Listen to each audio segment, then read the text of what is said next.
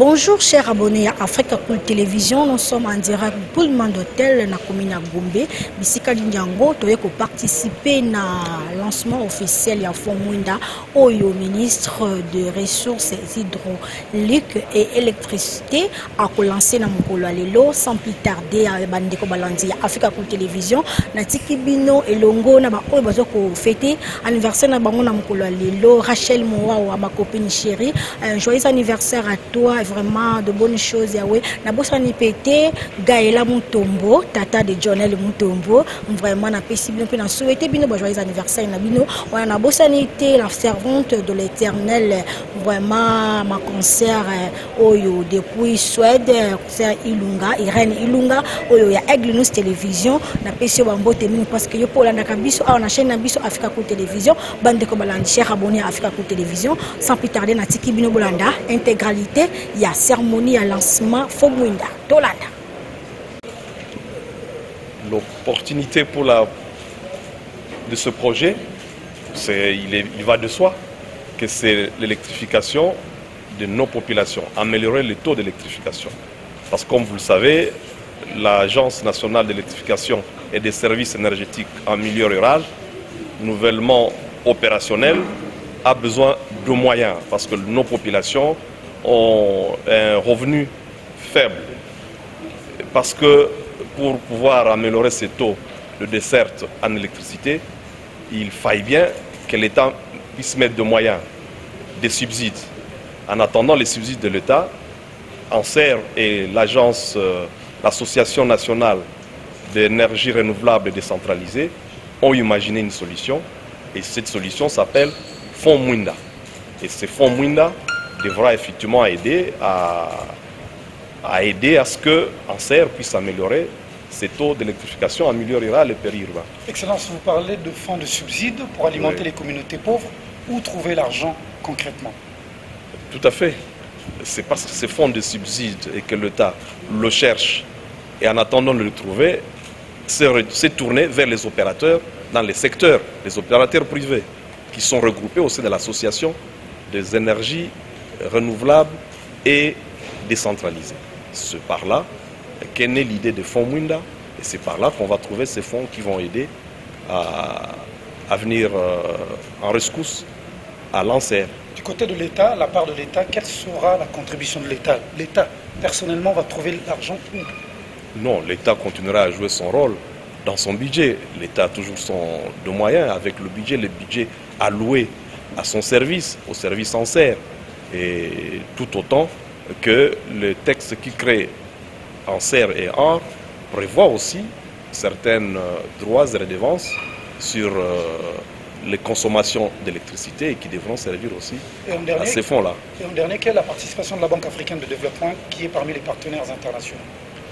La Banque africaine de développement, tout autant que tous les partenaires multilatéraux, les partenaires techniques et financiers, participent aussi, comme de tout le temps et comme demain, comme après-demain, au financement de différents projets du ministère tout autant que des ANSER. Bonjour madame. Bonjour. Madame Tomoni Bino Awana Mkolo Oba lancé officiellement Fonds Mwinda. Bino pe boza parmi ba exposants oboyo ko exposer pe ba biloko na bino. Tolingi toye ba entreprise na bino komo nango nini et puis biloko nini nango ya sika o bino bozo lakisa biso na mokolo lelo. Entreprise na biso komo nango Districom. Toye ko lancer foyer amélioré na biso. Foyer amélioré tozo bengango Daoula. Foyer amélioré oyo eza kit mobimba et na foyer yango moko eza ndeti mbabola onduleur panneau eza fourni na ba pierre volcanique au bozomona awa eza ba pierre ya volcan bazo yango na Goma soki olingo salela yango osalelika makala mkie opelisi opelisi au branché onduleur awa après opelisi fan wana ventilateur eza na kati ezo souffler avec moto wana ezui ba pierre wana ba mabanga wana ozasuna besoin kobakisa makala te o continuer ka kolamba na mabanga na moto wana ya mabanga okosalela na ane mobimba olio salela mwa moko sac moko ya makala mwa moko sac moko ya makala ane mobimba osalela kaka sac moko ya makala donc o économiser mbongo na ya makala en même temps na onduleur na biso okoyoka radio, charger téléphone, brancher pe ba minda o isa fourni na kit. Eza chargeable to ezo ko sa na panneau to ndenge. Onduleur o charger ngo na panneau. Soki pe mukolombula mo ezate okoki ko charger ngo pe na courant et ko charger. Merci. Merci à vous aussi. Oui, l'importance du Fonds Mwinda, je crois qu'on a présenté les contraintes qu'il y a pour électrifier la RDC en profondeur, à grande échelle. Il y a beaucoup de défis pour électrifier la RDC à grande échelle. Je crois qu'on a mentionné ça tout au long de ces différents discours, des différentes présentations. Le grand défi, c'est la pauvreté qu'il y a dans les milieux ruraux. À la fois, il y a un problème d'offre qui est très très limité. Il y a aussi un problème de demande. Pour structurer à la fois l'offre et la demande, pour les booster comme on dit, ou pour les doper, il faut impérativement de l'argent. Et donc c'est pour ça qu'on a lancé le Fonds Mwinda. Tous les pays qui sont arrivés à faire des miracles, à faire des progrès significatifs dans l'électrification rurale et périurbaine, ont utilisé un levier financier. Et les nôtres, il s'appelle Fonds Mwinda. Et c'est la voie obligée pour aller vers les objectifs d'électrification pour tous. Monsieur le directeur, le projet a été lancé officiellement en RDC. Est-ce que vous avez des exemples pilotes que vous avez puisés en termes d'expérience dans d'autres pays africains? Oui, nous n'avons pas suivi ça aujourd'hui, malheureusement. À cause du Covid, il n'y a pas eu de déplacement des Togo. Les Togo, la Sierra Leone, le Madagascar, c'est des pays qui ont fait des progrès significatifs. Et même aujourd'hui, on est en train de parler aussi du Nigeria. Je connais aussi l'exemple de la Côte d'Ivoire, des pays que nous avons visités, qui ont fait des progrès. Aujourd'hui, on a beaucoup cité le Rwanda, qui a fait les mêmes modèles. En fait, le modèle congolais est assez délicat aussi parce que nous avons un pays très vaste, avec des déséquilibres, des inégalités très criantes. On a surtout la partie est du pays qui est assez électrifiée, où nous avons des opérateurs. Mais il faut qu'on les amène aussi à aller à l'équateur. Il faut qu'on les amène à aller aussi dans la province orientale. Il faut qu'on les amène à aller au nord, à Boukta par exemple. Et ça fait partie de la RDC. Donc la mission du fonds, c'est entre autres aussi essayer d'amener les partenaires dans toutes ces zones-là pour aller découvrir la RDC dans sa profondeur et équilibrer les développements. Vous avez dit que c'est un gigantesque projet, un grand projet. Nous sommes en quelle phase des études de faisabilité, province par province? Oui, aujourd'hui, en termes d'études de faisabilité, l'avantage qu'on aura avec les fonds Mwinda, c'est de déployer très rapidement ce que nous appelons la connexion hors réseau. Hors réseau, ça veut dire déployer des micro-réseaux, des mini-réseaux, sinon alors des kits individuels pour lesquels on n'a pas besoin de beaucoup d'études. Donc c'est des solutions qui peuvent se mettre en place dans les 3 mois, 6 mois, une année. On peut avoir déjà des solutions et plusieurs ménages peuvent être connectés. C'est les gros avantages que nous avons avec les nouvelles technologies aujourd'hui. Nous ne sommes plus en 1960, nous sommes aujourd'hui en 2000. Il y a beaucoup d'évolutions technologiques et nous pouvons capitaliser sur ça. Vous savez, la RDC aujourd'hui se présente comme le 3e grand marché mondial en termes des solutions hors réseau. Et donc ça, c'est des solutions qui peuvent être déployées. Et il y a beaucoup de progrès technologiques en ce qui concerne les solaires, en ce qui concerne la petite hydroélectricité. Et toutes ces solutions peuvent être déployées avec des études très très courtes, des études pas très lourdes et qui peuvent donner rapidement des solutions. C'est exactement ça la mission du Fonds Mwinda. Si vous voulez en particulier les zones rurales, quelles sont les provinces pilotes qui vont expérimenter ce projet en fait? Ça, c'est un grand défi. Les zones pilotes, on va dire que nous sommes d'abord en train d'élaborer un plan d'électrification national qui va couvrir l'ensemble du pays dans les 10 prochaines années. Mais nous allons commencer quelque part, bien sûr. Et quelque part, ça va être, on est en train de cibler quelques provinces, mais dans les 6 régions qu'on a indiquées. Couvrir l'ensemble du pays à partir des 6 hubs qu'on va installer. Donc là, nous avons l'Est, nous avons le Sud, nous avons le Centre, nous avons le Nord, la province orientale, nous avons l'Équateur et puis nous avons l'extrême Ouest avec la périphérie de Kinshasa, Bandundu et Congo central. Alors dans chacune de ces régions, nous allons nous déployer à partir d'une province qu'on va cibler en fonction du plan d'électrification. Mais à terme, dans les 10 prochaines années, l'idée c'est vraiment d'équilibrer l'électrification de l'ensemble du pays. Dernière question, quel sera son impact aujourd'hui dans l'industrialisation de la RDC au regard du retard que nous avons enregistré pendant plusieurs années? Mais vous savez très bien, on appelle l'énergie le moteur de l'industrie. C'est l'énergie, c'est ça qui est l'industrie industrialisante, c'est l'énergie.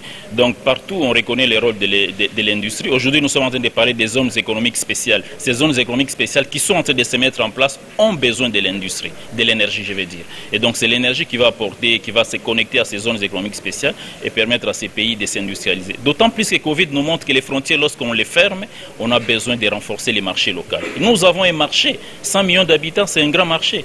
Et avec toutes les 26 provinces de la RDC, si on les connecte, on peut produire et écouler dans une autre province. Mais tout ça pour conserver, pour transformer, on a besoin de l'énergie. Donc l'énergie est un atout important et je pense que ça va aider ces pays à bâtir ce qu'on appelle la résilience économique. C'est-à-dire c'est passer parfois des importations inutiles que nous avons l'habitude de faire alors qu'on a un potentiel agricole, alors qu'on a beaucoup de résidus, beaucoup de déchets que nous sommes en train de pertes agricoles, post-récolte, ainsi de suite. C'est un grand honneur que d'être invité à prendre la parole ce matin à l'occasion de la cérémonie de ce jour qui marque le lancement officiel du Fonds Mwinda pour l'électricité hors réseau OGEF en sigle en République démocratique du Congo, en collaboration avec l'Association congolaise pour les énergies renouvelables et décentralisées. Ma haute considération s'adresse à leurs excellences, ici présents, pour leur engagement et leur abnégation dans la recherche des solutions tendant à mettre à la disposition de la population congolaise de l'énergie électrique et ainsi impulser son développement dans le respect des normes environnementales nécessaires pour la vie humaine. Mes félicitations vont à l'endroit de Monsieur le coordinateur de l'UCN, de Monsieur le directeur général d'ANSER et de Monsieur le président d'ACERN pour le lancement de ce grand projet qui veut pallier au déficit énergétique et permettre à près de 30% des populations des zones urbaines et rurales de notre pays d'avoir accès à l'énergie électrique. Excellences, Mesdames et Messieurs, distingués invités. Le secteur de l'énergie, moteur de décollage économique, agricole et industriel de la RD Congo, s'inscrit dans la droite ligne de la promotion des investissements des secteurs prioritaires, tels que définis dans les piliers 3 et 4 du plan national stratégique de développement. En effet, la RDC offre d'énormes opportunités d'investissement pour l'industrialisation énergétique. Cette conviction de l'Agence nationale de la promotion des investissements repose essentiellement sur le potentiel énergétique du pays. Un potentiel évalué à plus de 100 000 MW, dont le seul site d'Inga représente 44 000 MW et les 56 000 MW répartis sur 780 sites situés dans 145 territoires et 76 000 villages, ce qui représente 37% du potentiel énergétique africain et 6% du potentiel mondial. Mais la RD Congo, c'est aussi ce grand potentiel des autres sources des énergies renouvelables, notamment l'énergie solaire, la biomasse, l'énergie éolienne, le biogaz, le biocarburant, etc. Cependant, la RD Congo, comme l'ont dit mes prédécesseurs, n'a peu connu d'avancées significatives dans le développement de sa production électrique. Depuis plus de 3 décennies maintenant, alors que dans le même temps, sa population a quasiment triplé. À cela s'ajoute un réseau de distribution en mauvais état et carrément inexistant dans la quasi-totalité du pays. Pour venir à bout de ce paradoxe, le pays s'est doté de la loi numéro 14/0110 du 17 juillet 2014 portant libéralisation du secteur de l'électricité.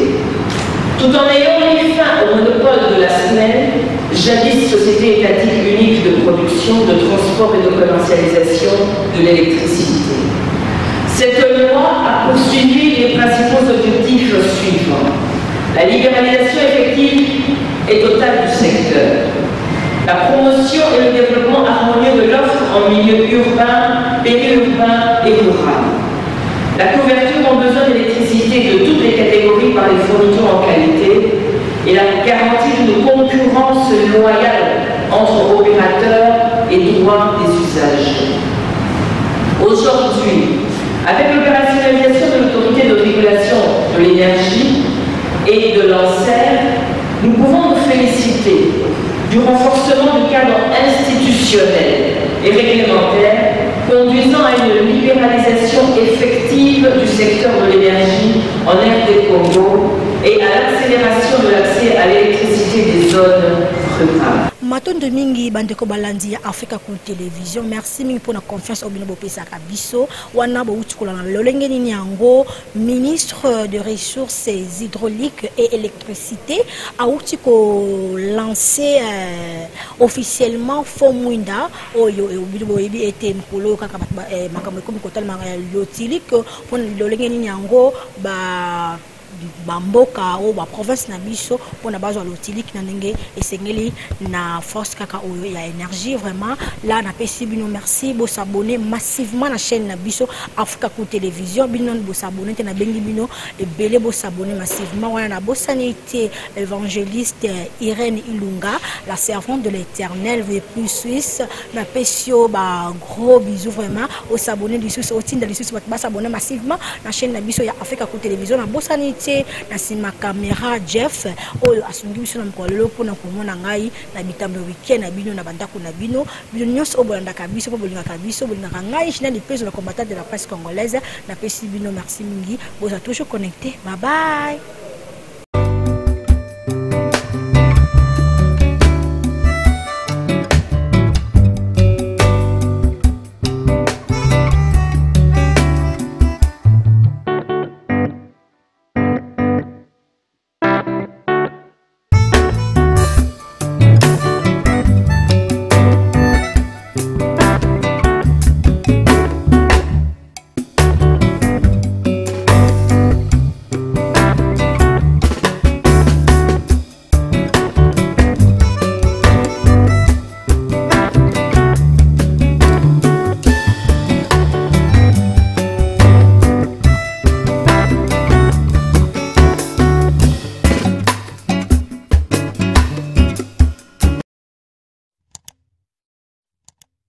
Africa Cool, et abena cool, Africa Cool, abena cool, le quoi cool matopi, cool. Africa Cool, c'est la destination de prédilection pour une communication optimale. Longo Dianabino Mama. Merci beaucoup. Vous voulez le Congo? Pour que le Congo devienne cool, pour suivre le Cool Analyse, alors revenez et abonnez-vous massivement. Bobozana Moana, massivement. Africa Cool. Équipe Mobimba ya Africa Cool, bah, félicitations. Et au monde de la chaîne, impartial. Le rôle de Babino, vous méritez le soutien de la population ainsi que des institutions compétentes. La chaîne Nabiso Africa Cool.